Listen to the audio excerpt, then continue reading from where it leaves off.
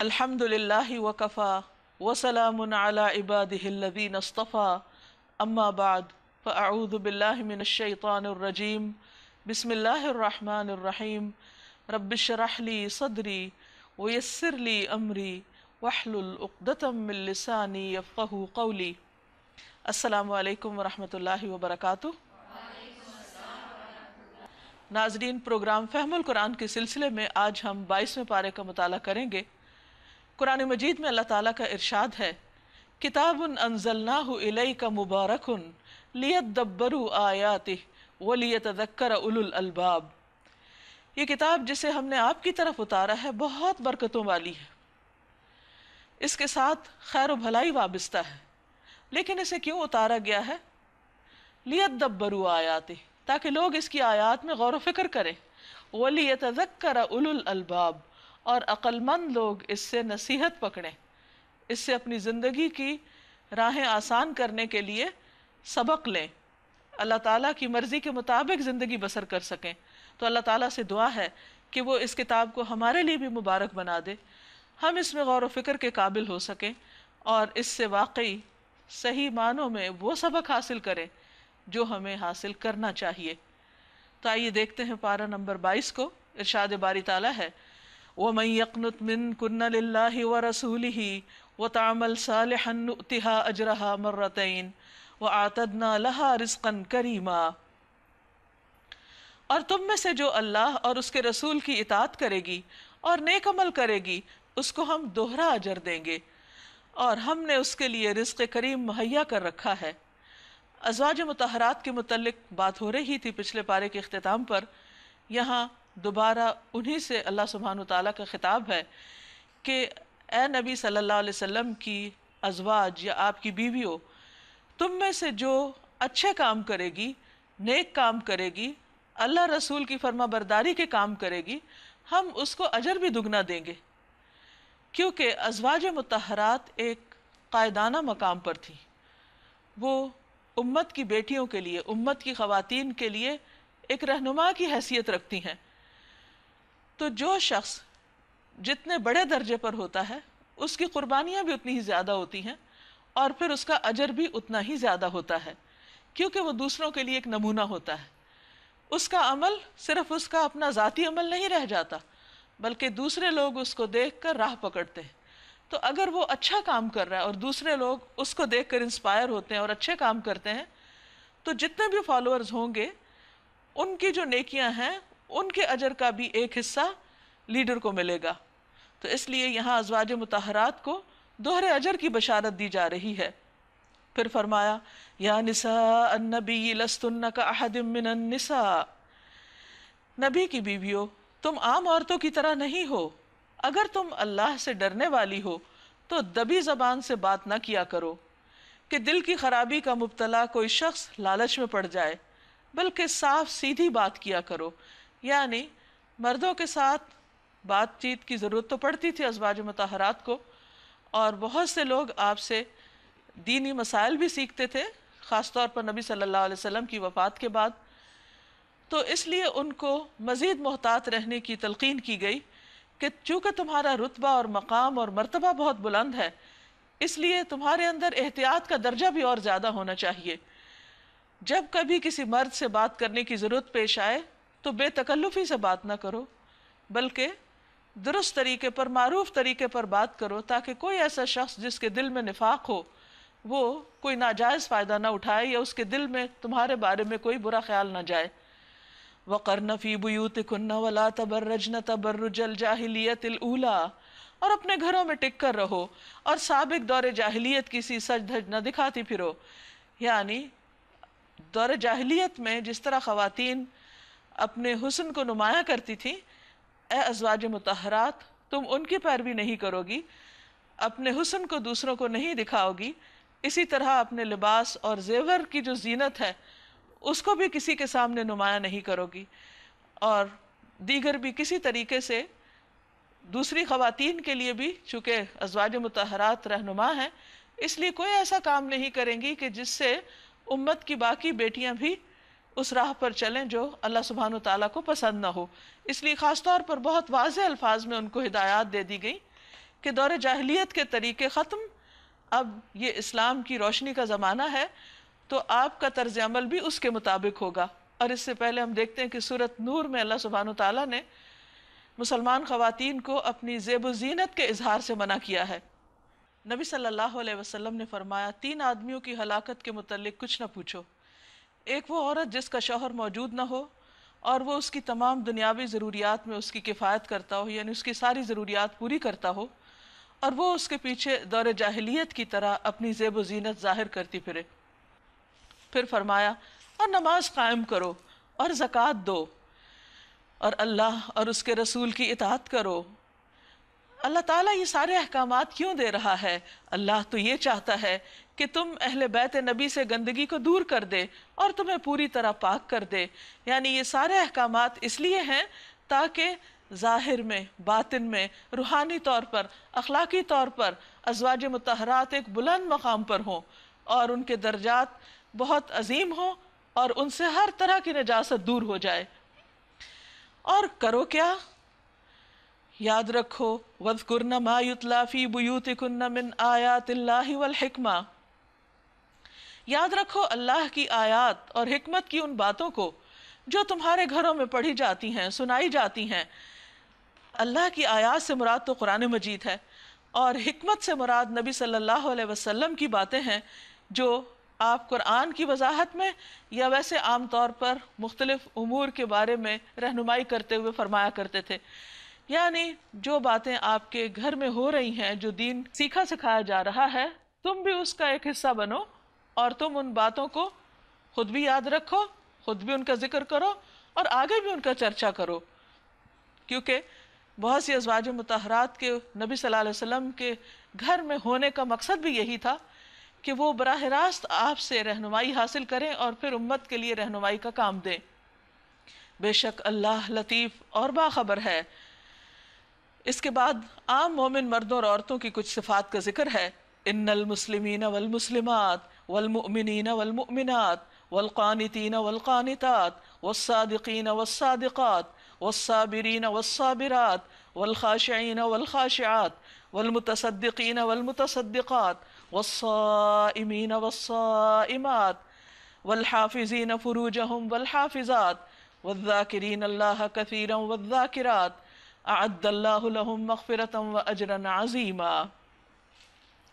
یہاں 10 الفاظ میں اسلام کی ساری بنیادی تعلیم دے دی گئی۔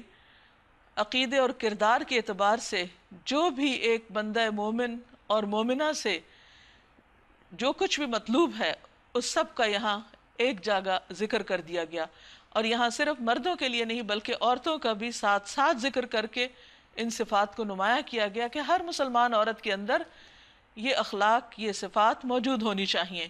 کیا ہے وہ؟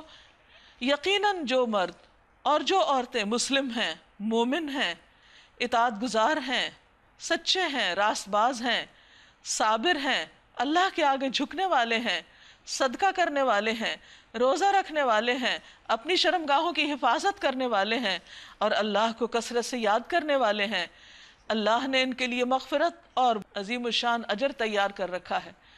لہٰذا ہم سب کے لیے ضروری ہے کہ اس میں سے ایک ایک صفت کو اچھی طرح سمجھیں اور اسے اپنی زندگی میں لے آئیں، اس سے محروم ہو کر دنیا سے نہ جائیں۔ جب ہم اللہ سے ملاقات کریں تو ہماری شخصیت ان صفات کے ساتھ سجی ہوئی ہو، ہماری خوبصورتی صرف زیور اور کپڑے کی نہ ہو بلکہ ان خوبصورت اخلاقی صفات کے ساتھ ہو۔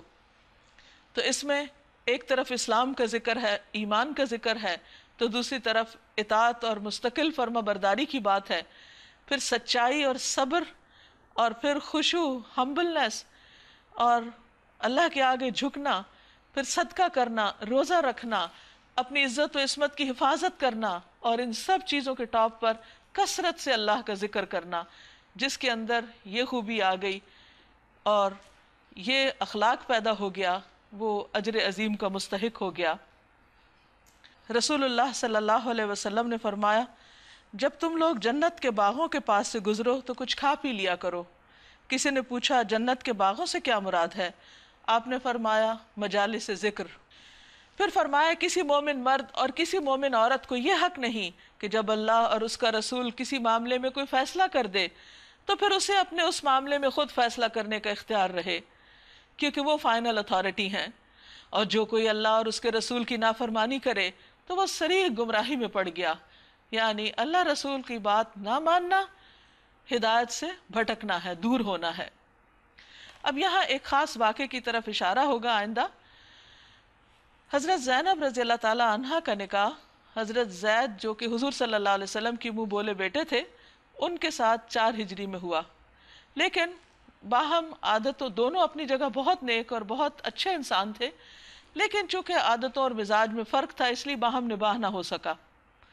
تو اللہ سبحانہ تعالیٰ نے نبی صلی اللہ علیہ وسلم کو حکم دیا کہ جب زید ان کو طلاق دے دیں تو اس کے بعد آپ ان سے نکاح کر لیں، کیونکہ آپ کے اس نکاح کے ذریعے عرب معاشرے کی ایک بہت ہی سخت قسم کی رسم جو تھی اس کو توڑنا مقصود تھا، اور وہ کیا تھی کہ ان کے ہاں منہ بولا بیٹا وراثت میں بھی اسی طرح شریک ہوتا تھا جیسے حقیقی بیٹا، اور اسی طرح اس کے سارے باقی حقوق بھی وہی تھے جو ایک نسبی بیٹے کے ہوتے ہیں۔ تو چونکہ اس میں ایک بہت بڑی حق تلفی تھی خون کے رشتہ داروں کی کہ اگر ایسا بیٹا وارث بن جائے تو باقی جو حقیقی رشتہ دار ہیں وہ محروم ہو جاتے ہیں یا ان کے حق مارا جاتا ہے، تو اس بنا پر اللہ سبحانہ تعالیٰ نے اور بھی بہت سی حکمتیں اس رسم کو ختم کیا۔ اور حقیقی بات یہ ہے کہ کسی کو منہ بولا بیٹا کہنا کوئی سچی بات نہیں، حقیقی بات نہیں۔ اللہ سبحانہ تعالیٰ سچ کو پسند کرتا ہے، اور رشتہ داریوں کے معاملے میں بھی اور ہر قسم کی معلومات کے معاملے میں انسان کو سچ پر ہی بیس کرنا چاہیے اپنی زندگی کو۔ تو اس رسم کو ختم کرنے کے لیے خود نبی صلی اللہ علیہ وسلم سے یہ کام کروایا گیا۔ تو اس کے بارے میں ہم دیکھتے ہیں کہ کیا حکم آتا ہے۔ یاد کیجئے وہ موقع جب آپ اس شخص سے کہہ رہے تھے جس پر اللہ نے اور تم نے احسان کیا تھا، یعنی حضرت زید، کہ اپنی بیوی کو نہ چھوڑو اور اللہ سے ڈرو۔ اس وقت تم اپنے دل میں وہ بات چھپائے ہوئے تھے جسے اللہ کھولنا چاہتا تھا۔ وہ کیا کہ تم لوگوں سے ڈر رہے تھے کہ لوگ کیا کہیں گے کہ اگر حضور صلی اللہ علیہ وسلم کو اس خاتون سے جو ان کی ایک طرح سے منہ بولی بہو بنتی تھی ان سے نکاح کرنا پڑا، حالانکہ اللہ اس کا زیادہ حقدار ہے کہ تم اس سے ڈرو۔ پھر جب زید اس سے اپنی حاجت پوری کر چکا یعنی طلاق دے چکا تو ہم نے اس متعلقہ خاتون کا تم سے نکاح کر دیا، اور یہ نکاح آسمانوں پر ہوا تھا، اللہ سبحانہ تعالیٰ نے خود کیا تھا، اور یہ واحد نکاح ہے جو اللہ تعالیٰ نے کیا۔ اس لیے اس معاملے میں نبی صلی اللہ علیہ وسلم پر کسی قسم کی کوئی ایسی بات کہنا کہ نعوذ باللہ آپ کے دل میں کوئی ایسی خواہش تھی ان سے نکاح کرنے کی یا آپ خود یہ چاہتے تھے، یہ درست نہ ہوگا، تاکہ مومنوں پر اپنے منہ بولے بیٹوں کی بیویوں کے معاملے میں کوئی تنگی نہ رہے جبکہ وہ ان سے اپنی حاجت پوری کر چکے ہوں۔ اور اللہ کا حکم تو عمل میں آنا ہی چاہیے تھا۔ نبی پر کسی ایسے کام میں کوئی رکاوٹ نہیں ہے جو اللہ نے اس کے لیے مقرر کر دیا۔ یہی اللہ کی سنت ان سب انبیاء کے معاملے میں رہی ہے جو پہلے گزر چکے ہیں، اور اللہ کا حکم ایک قطعی شدہ فیصلہ ہوتا ہے۔ پیچھے بھی کہا گیا نا کسی مومن مومنہ کے لیے جائز نہیں کہ اللہ رسول جو فیصلہ کر دیں پھر اس کو وہ نہ مانے۔ تو اسی طرح نبی کے لیے بھی اللہ سبحانہ تعالیٰ جو فیصلہ کر دیں، اور پھر نبی اگر لوگوں کے لیے کوئی فیصلہ کر دیں تو پھر اس کے بعد ان کی اپنی مرضی نہیں رہتی۔ یہ اللہ کی سنت ہے ان لوگوں کے لیے جو اللہ کے پیغامات پہنچاتے ہیں اور اسی سے ڈرتے ہیں، اور ایک خدا کے سوا کسی سے نہیں ڈرتے، اور محاسبے کے لیے تو بس اللہ ہی کافی ہے۔ یعنی لوگوں سے ڈرنے کی یا کسی اور کی باس پرس کی فکر نہ کی جائے، کیونکہ اللہ تعالیٰ کافی ہے کہ انسان اس کے سامنے سچا ہو۔ ما كان محمد ابا احد من رجالكم ولكن رسول الله وخاتم النبيين وكان الله بكل شيء عليما۔ لوگو، محمد صلی اللہ علیہ وسلم تمہارے مردوں میں سے کسی کے باپ نہیں ہیں، مگر وہ اللہ کے رسول اور خاتم النبیین ہیں، یعنی آخری نبی ہیں، اور آپ کے بعد کوئی نبی نہیں آئے گا جیسا کہ حدیث میں آتا ہے۔ نبی صلی اللہ علیہ وسلم نے فرمایا، بنی اسرائیل کی سیاست ان کے انبیاء کرتے تھے، جب کوئی نبی وفات پا جاتا تو اس کی جگہ دوسرا نبی آ جاتا، اور یقیناً میرے بعد کوئی نبی نہیں ہے، اور ان قریب میرے بعد خلفاء ہوں گے اور بہت ہوں گے۔ رسول اللہ صلی اللہ علیہ وسلم نے فرمایا بے شک میری امت میں 30 کذاب ہوں گے جن میں سے ہر ایک یہ دعویٰ کرے گا کہ وہ نبی ہے اور میں خاتم النبیین ہوں، میرے بعد کوئی نبی نہیں ہے، اور اللہ ہر چیز کا علم رکھنے والا ہے۔ اے لوگو جو ایمان لائے ہو، اللہ کو کثرت سے یاد کرو، بہت زیادہ اللہ کا ذکر کرو۔ یا ایہا الذین آمنوا اذکروا اللہ ذکرا کثیرا وسبحوہ بکرۃ واصیلا، اور صبح و شام اس کی تسبیح کرتے رہو۔ یعنی جب تمہارے دشمن تم پر الزامات کی بوچھاڑ کر دیں اور تمہیں طرح طرح سے ستائیں اور تم پر الزام تراشی کریں اور تمہارے پیغمبر کو برا بھلا کہیں یا تمہیں کسی طرح کے طعنے دیں، تو اس کا مقابلہ کس سے کرو؟ اللہ کے ذکر سے۔ اللہ کو یاد کرو، اللہ سے مدد مانگو، اپنے آپ کو روحانی طور پر، ایمانی طور پر مضبوط کرو تاکہ تمہارے اندر بہترین اخلاق پیدا ہو، بجائے اس کے کہ انسان ایسے مواقع پر ایسے کام شروع کر دے کہ جو دین اسلام کی تعلیمات کے خلاف جاتے ہوں۔ انسان کو اللہ کے ذکر اور اللہ سے دعا کر کے مدد مانگنی چاہیے۔ پھر فرمایا هو الذی یصلی علیکم وملائکتہ، وہی ہے جو تم پر رحمت فرماتا ہے۔ یعنی جب تم اللہ کا ذکر کرتے ہو تو اللہ تعالیٰ تمہیں اطمینان بخشتا ہے، تمہارے اوپر رحمت نازل فرماتا ہے، اور اس کے ملائکہ تمہارے لیے دعائے رحمت کرتے ہیں۔ یعنی ذکر کرنے والے اللہ کے محبوب ہوتے ہیں، اور جو اللہ کے محبوب ہوتے ہیں فرشتے ان کے لیے دعائیں کرتے ہیں، استغفار کرتے ہیں، تاکہ وہ تمہیں تاریکیوں سے روشنی میں نکال لائے، یعنی وہ غم اور گھٹن اور پریشانی دور ہو جائے۔ وہ مومنوں پر بہت مہربان ہے، جس روز وہ اس سے ملیں گے یعنی اللہ سے ملاقات کریں گے، ان کا استقبال سلام سے ہوگا، اور ان کے لیے اللہ نے بڑا باعزت اجر فراہم کر رکھا ہے۔ کس قدر خوشخبری ہے، کس قدر بہترین انجام ہے کہ جو شخص اللہ کو یاد کرے اور مشکلات کے وقت اور الزامات کے وقت اور غم کے وقت اپنے حواس نہ کھوئے، کوئی ایسا کام نہ کرے کہ جس سے دین کو مزید نقصان پہنچے یا اللہ تعالیٰ کی ناراضگی کا سبب ہو، تو صبر کے ساتھ جو شخص زندگی بسر کر کے جائے گا، اللہ سبحانہ و تعالیٰ اسے عظیم الشان درجات سے نوازے گا۔ یا ایہا النبی انا ارسلناک شاہدا ومبشرا ونذیرا وداعیا الی اللہ باذنہ وسراجا منیرا۔ اے نبی صلی اللہ علیہ وسلم، ہم نے آپ کو بھیجا گواہ بنا کر، خوشخبری دینے والا اور ڈرانے والا بنا کر، اور اللہ کی اجازت سے اس کی طرف دعوت دینے والا بنا کر، اور روشن چراغ بنا کر۔ یہ نبی صلی اللہ علیہ وسلم کا مقام متعین کیا جا رہا ہے کہ آپ لوگوں کے سامنے حق کی گواہی دینے کے لیے آئے تھے، اچھے کام کرنے والوں کو خوشخبری دینے والے اور برے کام کرنے والوں کو خبردار کرنے والے، اور اللہ کی طرف لوگوں کو بلانے والے اللہ کے اذن سے۔ یعنی اللہ سبحانہ وتعالیٰ نے آپ پر اللہ کا پیغام پہنچانے کی اور لوگوں کو اللہ کی طرف بلانے کی ایک ذمہ داری ڈالی ہوئی تھی، اور آپ کے اوپر یہ کام فرض کے درجے میں تھا۔ وَسِرَاجًا مُنِيرًا، اور روشن چراغ، یعنی آپ کی زندگی، آپ کا اسوہ حسنہ، آپ کا اخلاق، آپ کے معاملات اور معمولات، یہ سارے کے سارے اتنے خوبصورت ہیں اور سب کے لیے اتنی رہنمائی کا ذریعہ ہیں کہ جیسے ایک سورج چمکتا ہے تو سب کے لیے روشنی ہو جاتی ہے اور ہر اچھے برے کا فرق پتہ چلنے لگتا ہے۔ تو ہمارے لیے نبی صلی اللہ علیہ وسلم ایک کرائیٹیرین ہے، ایک میزان ہے کہ جن کو دیکھ کر ہم اندازہ کر سکتے ہیں کہ ہم خود کس راستے پہ جا رہے ہیں، ٹھیک کر رہے ہیں یا نہیں۔ تو ہمیں سارے معاملات میں، اپنے سونے، جاگنے، اٹھنے، بیٹھنے، دوستی، دشمنی، ہر معاملے میں نبی صلی اللہ علیہ وسلم کے طریقے کو اختیار کرنا ہے اور آپ کا اتباع کرنا ہے، کیونکہ آپ کے اتباع میں سے ہی اللہ کی محبت نصیب ہوگی۔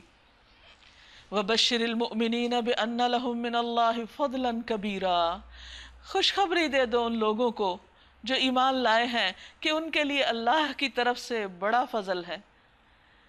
فضلاً کبیرہ، یعنی نبی صلی اللہ علیہ وسلم کا رہنما بن کر، معلم بن کر، شاہد، مبشر، نذیر، بشیر اور داعین الی اللہ اور سراج منیر بن کے آنا ہم سب کے لیے اللہ تعالیٰ کا ایک بہت بڑا فضل اور ہم پر احسان ہے۔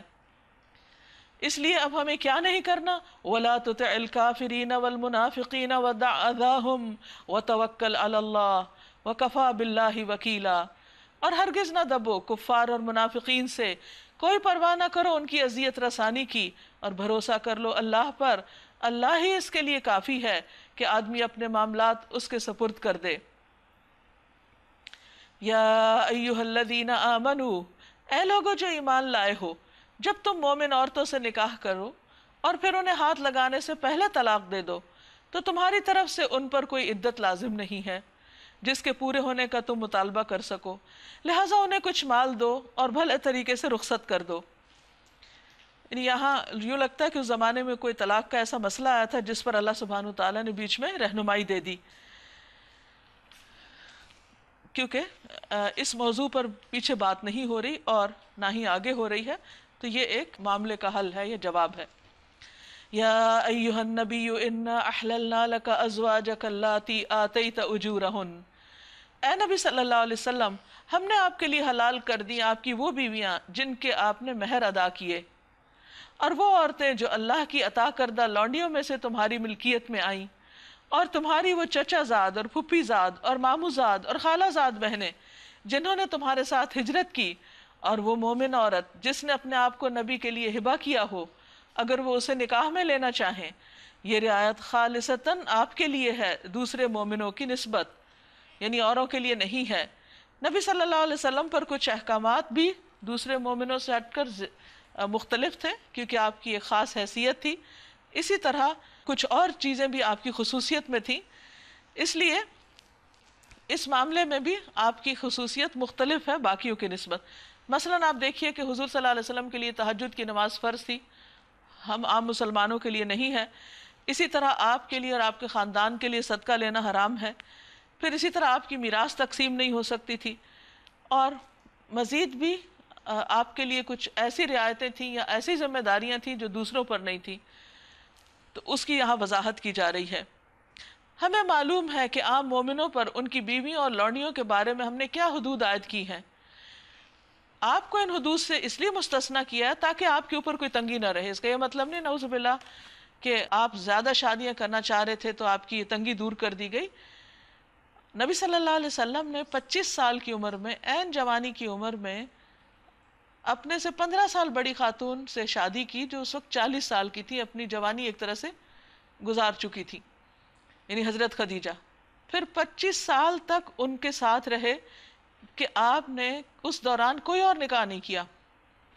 جب وہ فوت ہو گئی تو پھر آپ نے ایک بیوہ اور عمر رسیدہ عورت یعنی حضرت سودا سے نکاح کیا، اور مزید 4 سال وہ آپ کی زوجیت میں رہی اکیلی۔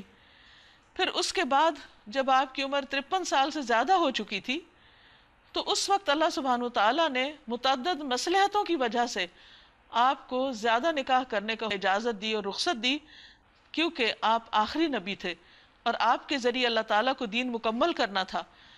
مردوں سے متعلق تو بہت سی چیزیں بہت سے صحابہ سیکھ رہے تھے، لیکن خواتین براہ راست آپ سے اتنی آزادی کے ساتھ بہت سے ایسے معاملات جو گھریلو زندگی سے متعلق تھے نہیں سیکھ سکتی تھیں۔ تو اس پر اللہ سبحانہ وتعالیٰ نے ایک اس مصلحت اور باقی اور مصلحتیں بھی ہیں جن کی بنا پر آپ کو زیادہ شادیوں کی اجازت دی۔ اور اللہ غفور الرحیم ہے، آپ کو اختیار دیا جاتا ہے کہ اپنی بیویوں میں سے جس کو چاہیں اپنے سے الگ رکھیں، جسے چاہیں ساتھ رکھیں، جسے چاہیں الگ رکھنے کے بعد اپنے پاس بلائیں۔ اس معاملے میں آپ پر کوئی مذاقہ نہیں ہے، کوئی تنگی نہیں ہے۔ یہ اس لیے تاکہ آپ خاندانی زندگی کی الجھنوں کا شکار نہ ہوں اور اپنا کام سکون کے ساتھ کر سکیں۔ لیکن اس کے باوجود، اتنی رخصت ہونے کے باوجود بھی نبی صلی اللہ علیہ وسلم نے اپنی ازواج کے درمیان حد الوسع عدل فرمایا۔ اس طرح زیادہ توقع ہے کہ ان کی آنکھیں ٹھنڈی رہیں گی اور وہ رنجیدہ نہ ہوں گی، کیونکہ انہیں معلوم ہوگا کہ یہ اللہ تعالیٰ کی طرف سے آپ کو رخصت ہے، اور جو کچھ بھی آپ ان کو دو گے اس پر وہ سب راضی رہیں گی۔ اللہ جانتا ہے جو کچھ تم لوگوں کے دلوں میں ہے، اور اللہ علیم اور حلیم ہے، بردبار ہے۔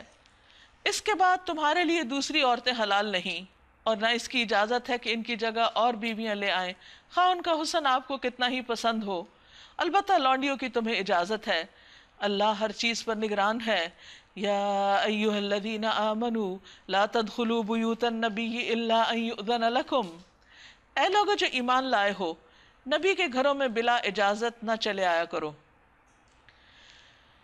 نہ کھانے کا وقت تاکتے رہو کہ اس وقت اچانک داخل ہو جاؤ جب کھانے کا وقت ہو. ہاں اگر تمہیں کھانے پر بلایا جائے تو ضرور آ جاؤ.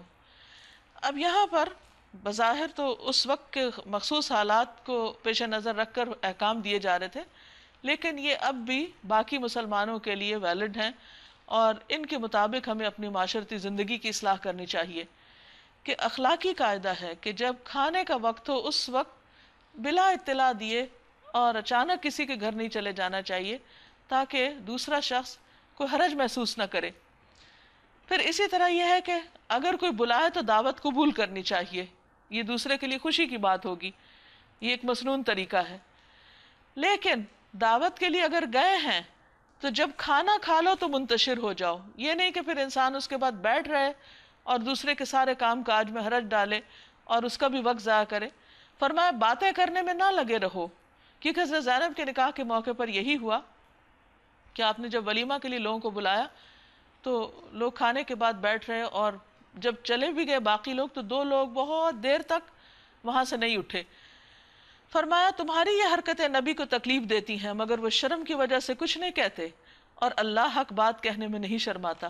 اور باقی لوگوں کا بھی یہی حال ہوتا ہے کہ حیا کی وجہ سے یا مروت میں آ کر آنے والے گیسٹ کے احترام میں ان کو کچھ کہا نہیں جاتا کہ اب آپ گھر چلے جائیں، یا گھر والوں کو آرام کی ضرورت ہے یا انہیں کچھ اور کام کرنا ہے. تو فرمایا کہ وہ تو خود نہیں کچھ کہیں گے، لیکن اللہ سبحانہ وتعالی حق بات بیان کر رہا ہے، اور اس حکم پر بھی اسی طرح عمل کرنا چاہیے جیسے ہم دین کے باقی احکامات پر عمل کرتے ہیں.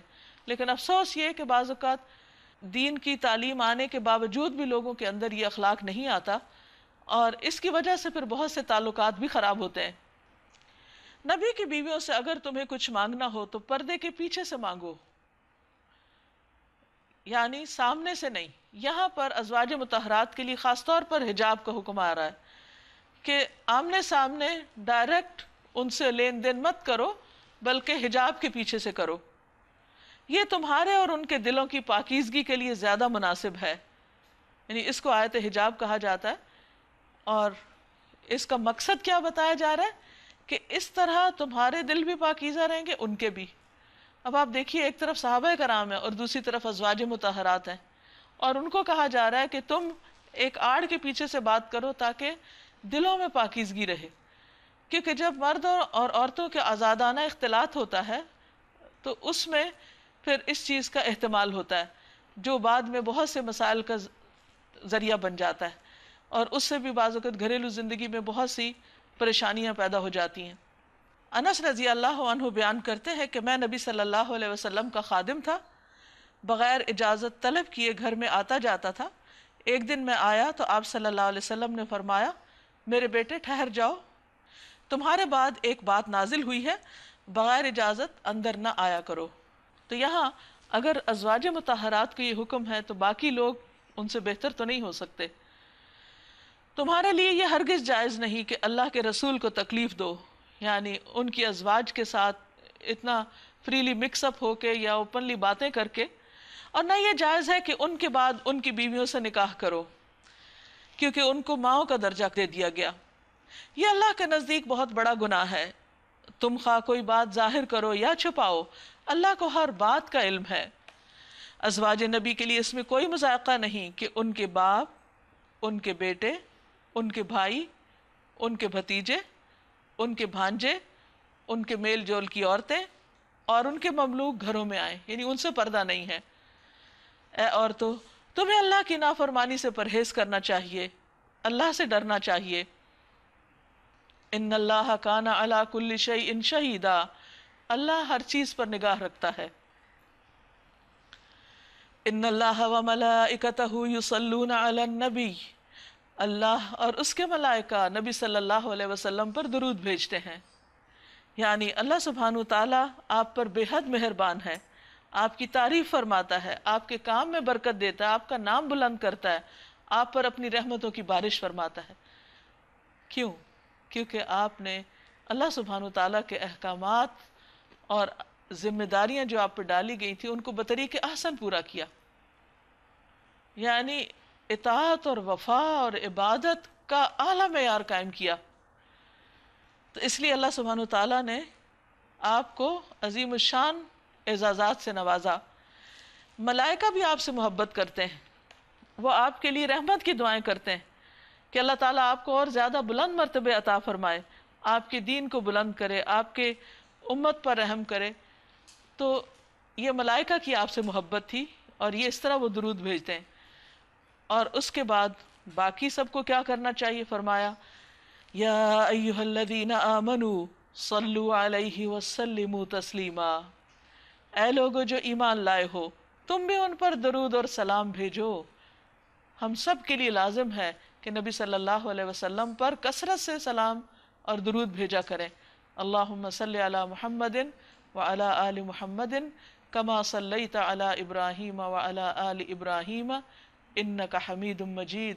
اللہم بارک علی محمد وعلی آل محمد کما بارکت علی ابراہیم وعلی آل ابراہیم انک حمید مجید۔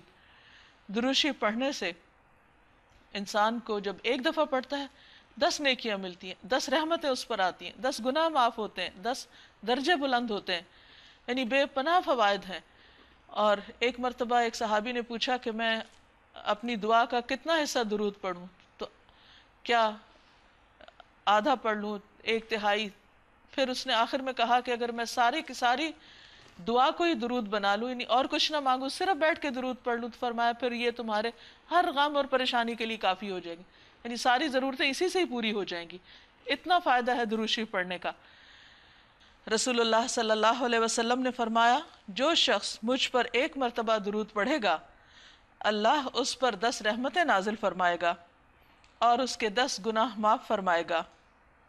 اور بھی بہت سی احادیث ہیں اس سلسلے میں، اور جو درود نہ پڑھے وہ سب سے بڑا بخیل ہے۔ رسول اللہ صلی اللہ علیہ وسلم نے فرمایا وہ آدمی جس کے سامنے میرا تذکرہ کیا گیا اور وہ مجھ پر درود بھیجنا بھول گیا تو اس نے جنت کا راستہ خطا کر دیا۔ رسول اللہ صلی اللہ علیہ وسلم نے فرمایا بخیل وہ ہے جس کے سامنے میرا ذکر ہو اور وہ مجھ پر درود نہ بھیجے۔ اور جب یہ آیت نازل ہوئی تو صحابہ نے عرض کیا کہ اللہ کے رسول صلی اللہ علیہ وسلم ہمیں یہ تو معلوم ہے آپ پر سلام کیسے بھیجتے ہیں، کیونکہ نماز کے اندر التحیات میں سلام آتا ہے، السلام علیکہ ایھا النبی ورحمۃ اللہ وبرکاتہ، السلام علینا وعلی عباد اللہ الصالحین۔ تو درود کیسے بھیجے؟ اس پر درود ابراہیمی آپ نے صحابہ کرام کو سکھایا جو ہم نماز میں پڑھتے ہیں، لیکن اس کے علاوہ بھی مختصر درود پڑھے جا سکتے ہیں، اور انسان کو اٹھتے بیٹھتے چلتے پھرتے درود شریف پڑھتے رہنا چاہیے، اس سے اللہ کی رحمتیں نازل ہوتی رہتی ہیں۔ پھر فرمایا جو لوگ اللہ اور اس کے رسول کو اذیت دیتے ہیں ان پر دنیا اور آخرت میں اللہ نے لعنت فرمائی ہے اور ان کے لیے رسوا کن عذاب مہیا کر دیا ہے۔ وہ کیا عذاب ہے؟ ایک حدیث سے پتہ چلتا ہے۔ اور جو لوگ مومن مردوں اور عورتوں کو بے قصور اذیت دیتے ہیں انہوں نے ایک بہت بڑے بہتان اور سری گناہ کا وبال اپنے سر لے لیا ہے۔ یعنی ایک طرف تو نیک کام کرے انسان اور دوسری طرف کوئی ایسی حرکت کرے تو اس کی نیکیاں بھی ضائع ہو جاتی ہیں۔ اس لیے انسان کو ایک طرف اچھے کام کرنے چاہیے اور دوسری طرف لوگوں کو دکھ دینے، تکلیف دینے، پریشان کرنے سے پرہیز کرنا چاہیے۔ یزید بن شجرہ کہتے ہیں کہ جہنم میں کنویں ہیں اور ہر کنویں میں سمندر کے ساحل کی طرح ساحل ہے جس میں کیڑے مکوڑے اور بختی اونٹ کی طرح کے سانپ ہیں اور اس میں سیاہ خچروں کی طرح کے بچھو ہیں۔ یہ کیڑے مکوڑے جہنمیوں کو ہونٹوں اور پہلوؤں سے پکڑ لیں گے، پھر ان پر خارش مسلط کر دی جائے گی یہاں تک کہ ان میں سے کوئی ایک ایسی جگہ کو کھجائے گا کہ ہڈی نمودار ہو جائے گی، یعنی خارش کر کر کے۔ اس کو کہا جائے گا کہ یہ اس وجہ سے ہے کہ تو مومنوں کو تکلیف پہنچاتا تھا۔ اور یہاں پر بہتان کی بات خاص طور پر کی گئی کہ ایسا عیب کسی کے اوپر لگانا، ایسا الزام لگانا کہ جو اس انسان نے غلطی کی نہ ہو، قصور کیا ہی نہ ہو، اس کی طرف اس کو منسوب کرنا۔ غیبت وہ ہوتا ہے جو انسان کو کسی ایسے عیب سے متہم کرنا جو اس کے اندر ہو، یعنی اس برائی کا ذکر کرنا جو موجود ہو، اور اگر نہ ہو تو وہ بہتان ہوتا ہے، جس کو ہم عام زبان میں الزام تراشی کہتے ہیں۔ اس سے دوسرے کو اذیت ہوتی ہے اور ایسی اذیت دینے والے خود برے انجام سے دوچار ہوں گے۔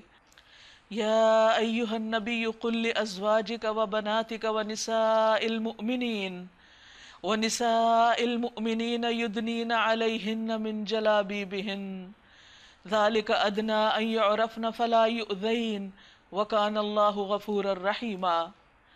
اے نبی صلی اللہ علیہ وسلم اپنی بیویوں اور بیٹیوں اور اہل ایمان کی عورتوں سے کہہ دیجئے کہ اپنے اوپر اپنی چادروں کے پلو لٹکا لیا کریں، یہ زیادہ مناسب طریقہ ہے تاکہ وہ پہچان لی جائیں، ستائی نہ جائیں۔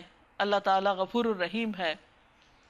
یہاں اللہ سبحانہ وتعالیٰ نے جب ایک مسلمان عورت کو حجاب کا حکم دیا تو نبی صلی اللہ علیہ وسلم کی زبان سے کہلوایا، خطاب آپ کو کیا، یا ایھا النبی، اے نبی صلی اللہ علیہ وسلم، قل لازواجک، آپ کہیے اپنی بیویوں کو، سب سے پہلے آپ کے گھر والے نمونہ بنے، پھر وبناتک، آپ کی بیٹیوں کو،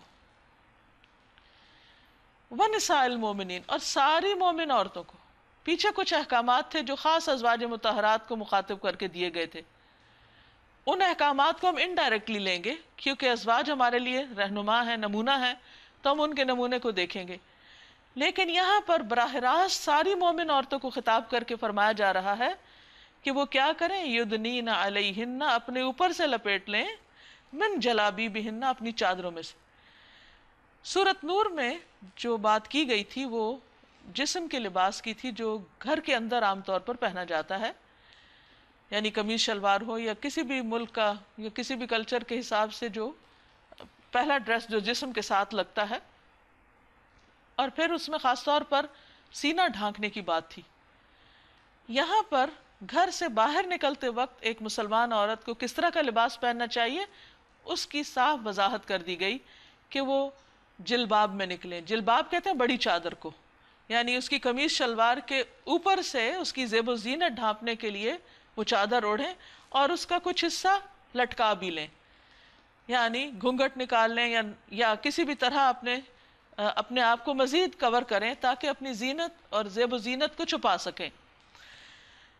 یہ طریقہ زیادہ مناسب ہے کہ پہچان لی جائیں کہ یہ ایک مسلمان عورت ہے، یعنی حجاب مسلمان عورت کی آئیڈینٹی ہے، اور وہ ستائی نہ جائیں، کیونکہ اگر ان کا لباس مختصر ہوگا تو دوسرے ان کو بلا وجہ تنگ کریں گے، ان کے اوپر آوازیں کسیں گے یا ان سے کوئی چھیڑ چھاڑ کریں گے۔ تو مسلمان عورت جب اپنے ایک ایسے ڈریس کے اندر ہوگی تو وہ بہت سے فتنوں سے محفوظ ہو جائے گی۔ اللہ تعالیٰ غفور الرحیم ہے، اس لیے اس نے یہ حکم دیا ہے تم کو۔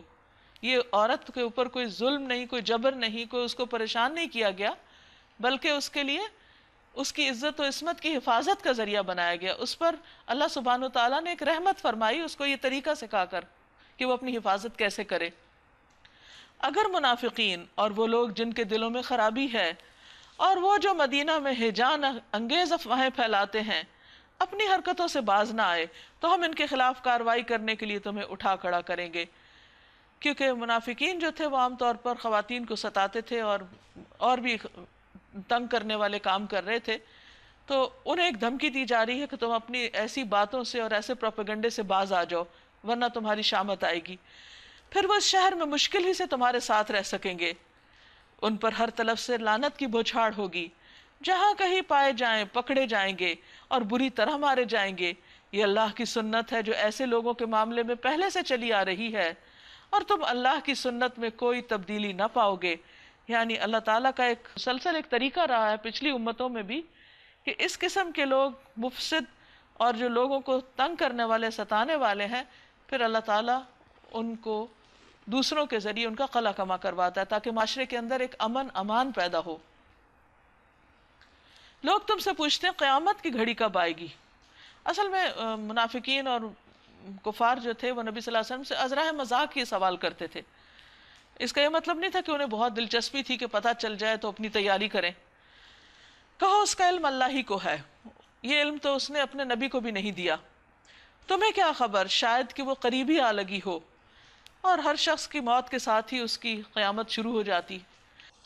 نبی صلی اللہ علیہ وسلم نے فرمایا قیامت سے پہلے مخصوص لوگوں کو سلام کیا جائے گا، تجارت عام ہو جائے گی، حتیٰ کہ بیوی تجارتی امور میں اپنے خاوند کی مدد کرے گی، نیز قطع رحمی، جھوٹی گواہی، سچی شہادت کو چھپانا اور لکھائی پڑھائی بھی عام ہو جائے گی۔ بہرحال یہ یقینی امر ہے کہ اللہ نے کافروں پر لعنت کی ہے اور ان کے لیے بھڑکتی ہوئی آگ مہیا کر دی ہے جس میں وہ ہمیشہ رہیں گے، کوئی حامی و مددگار نہ پا سکیں گے۔ یوم تقلب وجوہہم فی النار یقولون یا لیتنا اطعنا اللہ و اطعنا الرسولا، جس روز ان کے چہرے آگ پر الٹ پلٹ کیے جائیں گے، اس وقت وہ کہیں گے کاش ہم نے اللہ اور رسول کی اطاعت کی ہوتی، یعنی اپنے کیے پہ سخت پچھتائیں گے۔ یعنی جو لوگ بھی رسول اللہ صلی اللہ علیہ وسلم کی نافرمانی کریں، یہ ان کا انجام بتایا جا رہا ہے۔ ہم عام طور پہ کہتے ہیں اچھا قرآن میں لکھا ہے چلو ٹھیک ہے یہ تو ہم مان لیں گے، لیکن اگر نبی صلی اللہ علیہ وسلم نے فرمایا پتہ نہیں ٹھیک بھی ہے یا نہیں، نہیں معلوم کرو کہ ٹھیک ہے یا نہیں، اہل علم سے پوچھ لو۔ قرآن مجید ہمیں یہ بتاتا ہے کہ جس بارے میں تمہیں خود علم نہ ہو تو علم والوں سے معلوم کر لو، لیکن نبی صلی اللہ علیہ وسلم کی باتوں کو اہمیت نہ دینا اور اپنی منمانی کرنا یہ درست نہ ہوگا۔ ہمیں کوئی حق نہیں کہ اپنی ذات کو ان پر ترجیح دے کر اپنی عقل کے پیچھے چلیں اور نبی صلی اللہ علیہ وسلم کی حکمت کو چھوڑ دیں۔ تو جو لوگ ایسا کریں گے، فرمایا وہ قیامت کے دن پھر تمنا کریں گے کاش ہم نے اللہ اور رسول کی اطاعت کی ہوتی، کہیں گے اے ہمارے رب ہم نے اپنے سرداروں اور بڑوں کی اطاعت کی اور انہوں نے ہمیں راہ راست سے بے راہ کر دیا، انہوں نے ہمیں بھٹکا دیا اپنے پیچھے لگا کے۔ نبی صلی اللہ علیہ وسلم نے فرمایا دجال سے زیادہ ایک اور چیز میری امت کے لیے زیادہ خوفناک ہے، وہ ہیں گمراہ کرنے والے امام۔ اے رب ان کو دوہرا عذاب دے اور ان پر سخت لعنت کر، یعنی قیامت کے دن وہ جا کر ان سے بیزاری کا اظہار کریں گے۔ پھر فرمایا یا ایھا الذین آمنوا لا تکونوا کالذین آذوا موسیٰ، اے لوگو جو ایمان لائے ہو ان لوگوں کی طرح مت بن جاؤ جنہوں نے موسیٰ علیہ السلام کو اذیتیں دی تھیں، یعنی تم اپنے پیغمبر کے ساتھ وہ معاملہ نہ کرو جو بنی اسرائیل نے موسیٰ علیہ السلام سے کیا۔ مثلا گائے کا مشہور واقعہ ہے کہ جب انہوں نے ان کو حکم دیا کہ اللہ تعالیٰ نے فرمایا کہ گائے ذبح کرو تو انہوں نے طرح طرح کی حجتیں شروع کر دیں اور بات مان کے نہیں دیتے تھے۔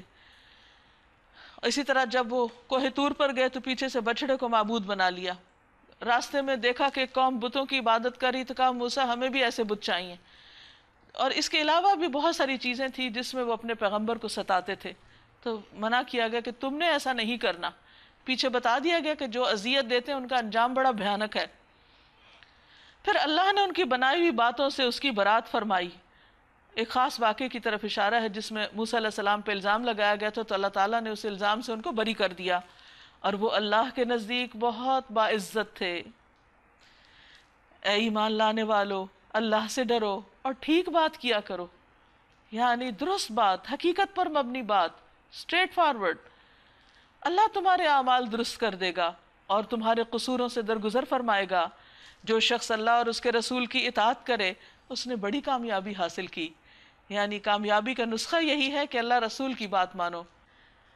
انا عرضنا الامانة على السماوات والارض والجبال فابين ان يحملنها واشفقن منها وحملها الانسان انه كان ظلوما جهولا۔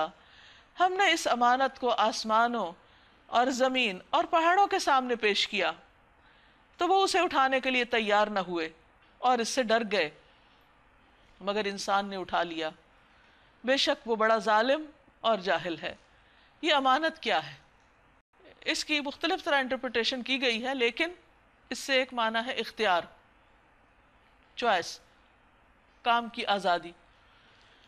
تو انسان کو جب یہ چوائس دی گئی تو اس نے اسے اختیار کر لیا، جبکہ باقی مخلوق نے کہا کہ بہت مشکل کام ہے کیونکہ اس کے بعد پھر حساب بہت سخت ہے۔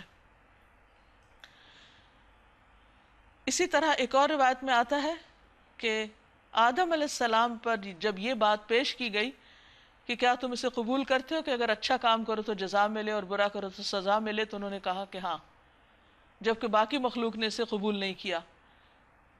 تو یہ دراصل بہت بھاری چیز ہے کہ انسان کے لیے ایک بہت مشکل مرحلہ ہے، کیونکہ عام طور پر نیکیوں سے زیادہ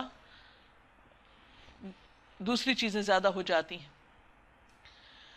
اس بار امانت کو اٹھانے کا لازمی نتیجہ یہ ہے کہ اللہ منافق مردوں اور عورتوں اور مشرک مردوں اور عورتوں کو سزا دے، کیونکہ وہ پھر اس کے اپنی چوائس یا اختیار کو صحیح استعمال نہیں کر رہے، اور مومن مردوں اور عورتوں کی توبہ قبول کرے، یعنی کہ اچھے کام کرتے ہوئے بھی بھول چوک ہو جاتی ہے تو اللہ تعالیٰ ان کی توبہ قبول کر کے ان کو بہترین جزا دے۔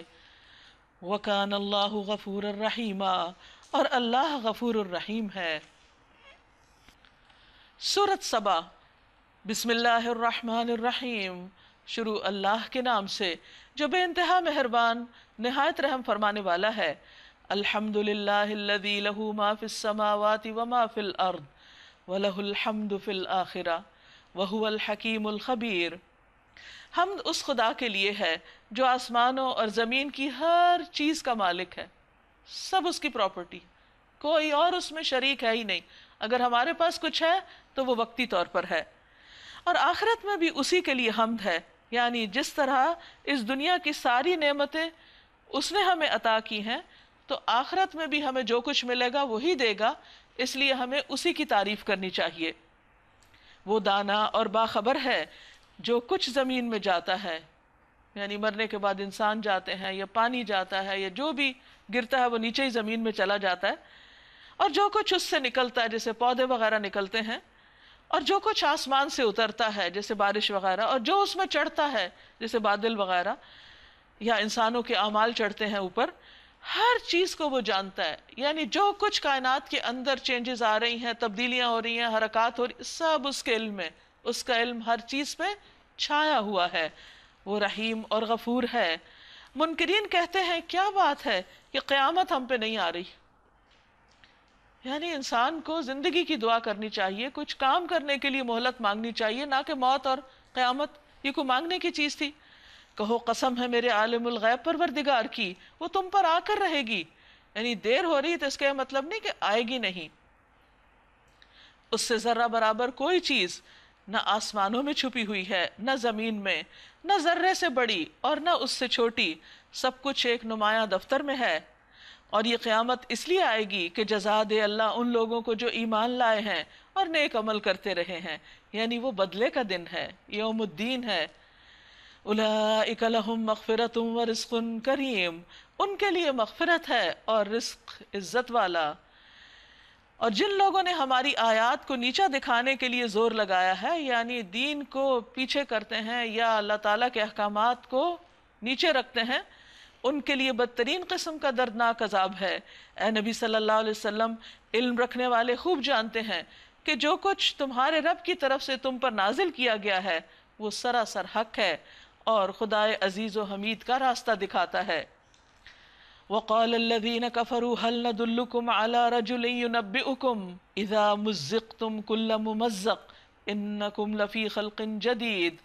منکرین لوگوں سے کہتے ہیں ہم تمہیں بتائیں، تمہیں ایسا شخص جو خبر دیتا ہے کہ جب تمہارے جسم کا ذرہ ذرہ منتشر ہو چکا ہوگا اس وقت تم نئے سرے سے پیدا کر دیے جاؤ گے۔ نہ معلوم یہ شخص اللہ کے نام سے جھوٹ گھڑتا ہے یا اسے جنون لاحق ہے، یعنی ان کی سمجھ میں یہ بات نہیں آ رہی تھی۔ نہیں، بلکہ جو لوگ آخرت کو نہیں مانتے وہ عذاب میں مبتلا ہونے والے ہیں، اس لیے ایسی باتیں کرتے ہیں، اور وہی بری طرح بہکے ہوئے ہیں۔ کیا انہوں نے کبھی اس آسمان اور زمین کو نہیں دیکھا جو انہیں آگے اور پیچھے سے گھیرے ہوئے؟ تھوڑی دیر کے لیے اگر ہم غور کریں اور ہم سوچیں کہ ہم زمین اور آسمان سے نکل کے کہیں ادھر ادھر چلے جائیں تو کیا زمین کے اندر سے کہیں کوئی راستہ ہے جانے کا، یا آسمان سے کہیں نکلنے کا کوئی راستہ، یا دائیں بائیں سے؟ ہم پوری طرح سراؤنڈڈ ہیں، اللہ کی زمین اور آسمان کے بیچ میں گھرے ہوئے ہیں، تو نافرمانی کر کے کہاں بھاگیں گے؟ اللہ سے مقابلہ کر کے کہاں جائیں گے؟ سوچنے کی بات ہے۔ ہم چاہیں تو انہیں زمین میں دھنسا دیں یا آسمان کے کچھ ٹکڑے ان پر گرا دیں، در حقیقت اس میں ایک نشانی ہے ہر اس بندے کے لیے جو اللہ کی طرف رجوع کرنے والا ہو۔ اب یہاں سے داؤد علیہ السلام کا ذکر شروع ہوگا، جو اللہ سبحانہ و تعالیٰ کی طرف بہت زیادہ رجوع کرنے والے تھے۔ ایک دن روزہ رکھتے اور ایک دن نہیں رکھتے تھے، اور رات کا ایک حصہ عبادت کرتے پھر سو جاتے پھر اٹھتے تھے، یعنی پہلا حصہ سو جاتے پھر عبادت کرتے پھر سو جاتے پھر اٹھتے، یعنی ہر حال میں وہ اللہ کی طرف رجوع کرنے والے بندے تھے۔ ہم نے داؤد علیہ السلام کو اپنے ہاں سے بڑا فضل عطا کیا تھا، بہت سی نعمتوں سے نوازا تھا۔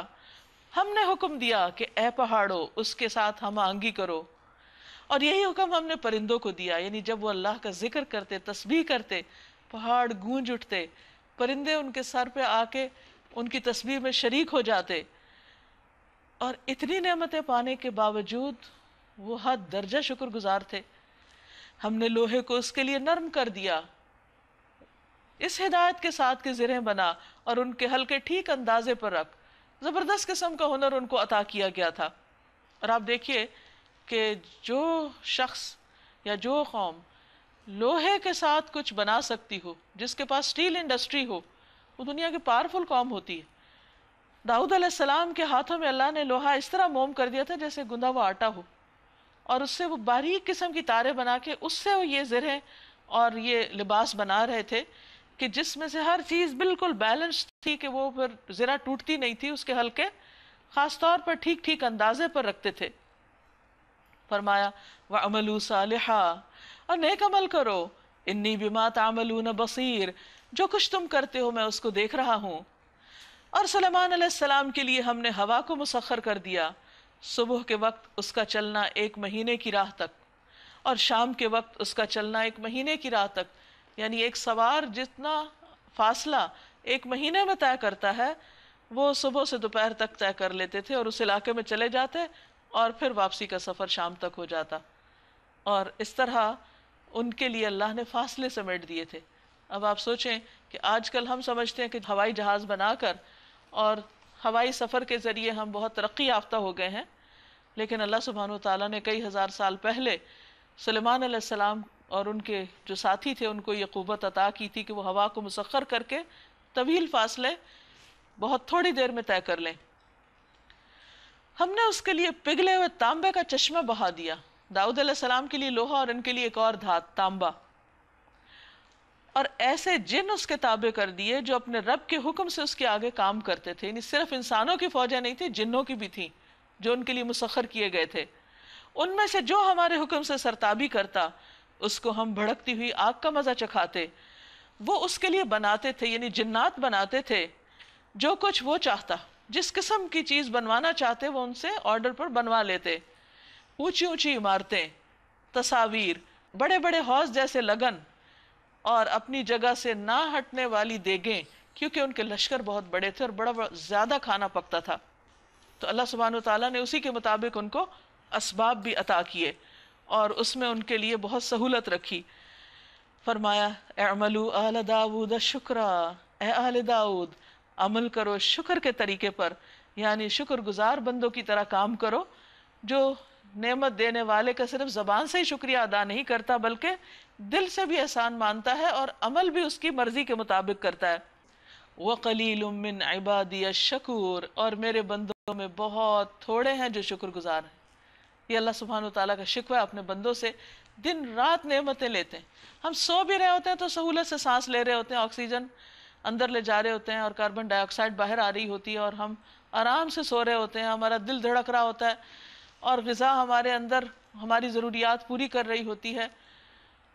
یہ سب کچھ پا کر بھی اور اس کے علاوہ بھی ان گنت نعمتیں، بندے اللہ ہی کو بھول جاتے ہیں. نہ سوتے وقت اس کا شکر ادا کرتے ہیں، نہ اٹھ کے ادا کرتے ہیں، اور نہ دن کے کام کاج میں اس کا ذکر کرتے ہیں. تو بندے کا کیا کام ہے کہ اپنے رب کی ان ساری نعمتوں پر اس کا شکر گزار ہو، کیونکہ نعمتوں کی حفاظت شکر کے ذریعے ہی کی جا سکتی ہے. ابو ہریرہ رضی اللہ عنہ سے روایت ہے کہ رسول اللہ صلی اللہ علیہ وسلم نے فرمایا، اے ابو ہریرہ تم پرہیزگار بن جاؤ، سب سے زیادہ عبادت گزار ہو جاؤ گے، اور قناعت کرو، سب سے زیادہ شکر گزار ہو جاؤ گے. پھر جب سلیمان علیہ السلام پر ہم نے موت کا فیصلہ نافذ کیا تو جنوں کو اس کی موت کا پتہ دینے والی کوئی چیز اس گھن کے سوا نہ تھی جو اس کے عصا کو کھا رہا تھا.